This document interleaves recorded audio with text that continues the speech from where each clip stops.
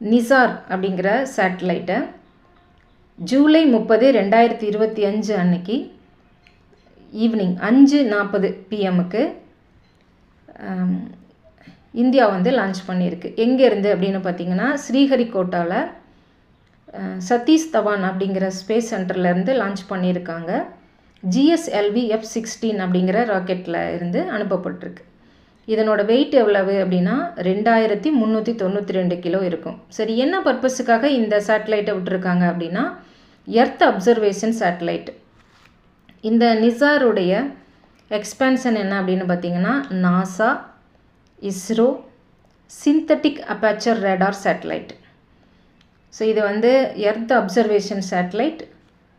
இதிலிருந்து நமக்கு என்னெல்லாம் தெரிஞ்சுக்க முடியும் அப்படின்னா நிலச்சரிவுகள் வர்றது, நிலநடுக்கம் வர்றது, வெள்ளம் வர்றது, இதெல்லாம் நமக்கு முன்கூட்டியே இந்த தகவல்களை ஈஸியாக எடுத்துக்க முடியும் இந்த சேட்டலைட்டோட உதவியால்.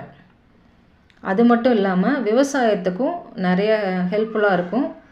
எப்படி அப்படின்னா மண் வளங்கள், நிலம் பற்றிய தகவல்கள், என்ன இடத்துல என்னென்ன பயிர்கள் செய்யலாம், அது எப்படி விளையக்கூடிய தன்மையில் இருக்கும் அப்படிங்கிற நிறைய தகவல்கள் இந்த சேட்டலைட் மூலமாக இன்னும் எதிர்காலத்தில் நமக்கு நிறைய விஷயங்கள் கிடைக்க இருக்குது. இந்த தகவல்களையெல்லாம் நமக்கு யார் சொன்னாங்க அப்படின்னா இப்போது இருக்கிற இஸ்ரோவோட சேர்மன் V. நாராயணன் அவங்க நமக்கு இந்த தகவல்கள் எல்லாத்தையும் சொல்லியிருக்காங்க.